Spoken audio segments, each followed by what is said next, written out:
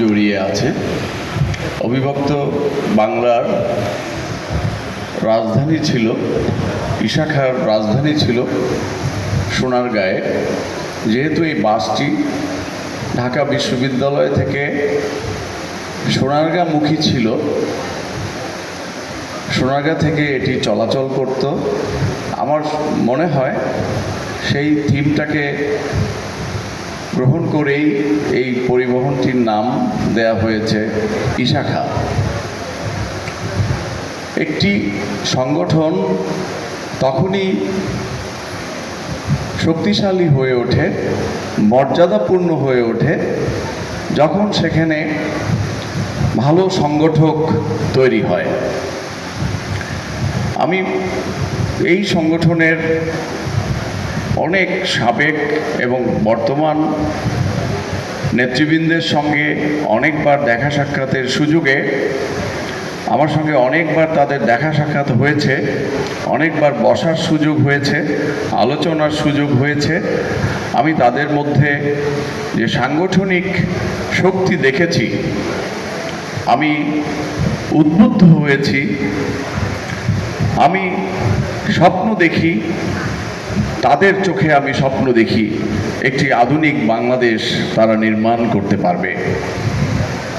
আমি তাদেরকে আজকের এই অনুষ্ঠান আয়োজনের জন্য, এত সুন্দর পরিবেশে এত সুন্দর অনুষ্ঠান, আমি এই মেধাবী মুখদেরকে সম্মানিত করার জন্য ইশাখা বাস কমিটিকে আমি ধন্যবাদ জানাই, অভিনন্দন জানাই। আমি বক্তব্য দীর্ঘায়িত করব না।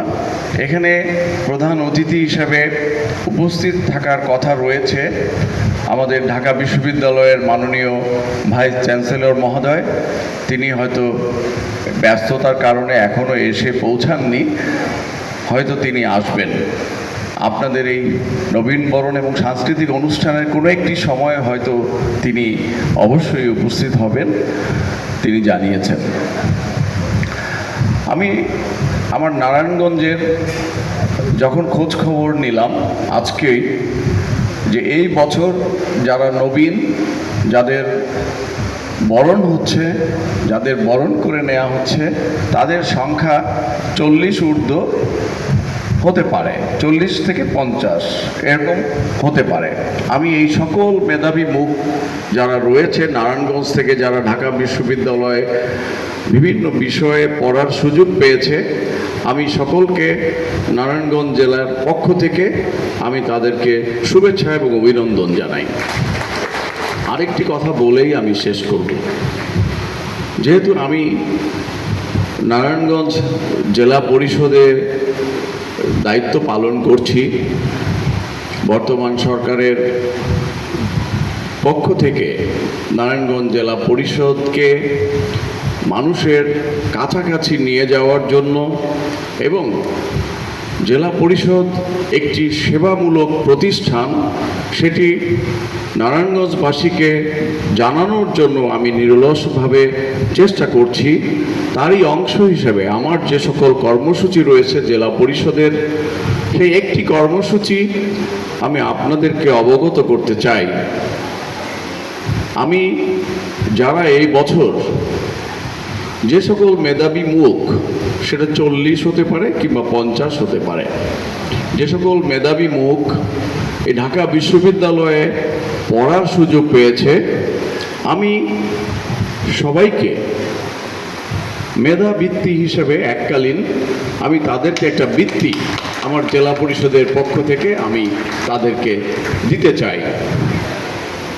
সেই জন্য যেটা প্রয়োজন হবে সেটি আমি এই যে যারা এখানে আমাদের কর্মকর্তা রয়েছে তাদেরকে আমি বলবো, তারা আপনাদের কাছ থেকে আপনাদের যে সকল তথ্য প্রয়োজন হবে সেগুলো সংগ্রহ করে তারা নিয়ে নেবে। এবং একদিন আমরা আমাদের জেলা পরিষদ অফিসেই সবাইকে এক জায়গায় নিয়ে আমি সেই বৃত্তিটা আপনাদের হাতে তুলে দিতে চাই। এছাড়াও যদি আমার নারায়ণগঞ্জের এমন কেউ থাকে যিনি আর্থিক কিছুটা অসচ্ছলতার মধ্যে রয়েছে, কিংবা তার পড়াশোনার ক্ষেত্রে একটু আর্থিক অসচ্ছলতা থাকতে পারে, এরকম কেউ যদি থাকেন এবং আমার সঙ্গে যদি পার্সোনালি যোগাযোগ করেন, আমি তাদেরকেও কিছু আর্থিকভাবে তাদের পাশে থেকে, কিংবা নারায়ণগঞ্জ জেলা পরিষদ কিছু আর্থিক অফার তাদের পাশে রেখে, তাদের পেছনে নারায়ণগঞ্জ জেলা পরিষদ রয়েছে এবং নারায়ণগঞ্জ জেলা পরিষদের মাধ্যমে তাদের জন্য যদি কিছু আমরা করতে পারি, তাহলে নারায়ণগঞ্জ জেলা পরিষদ ধন্য হবে বলে আমি মনে করি।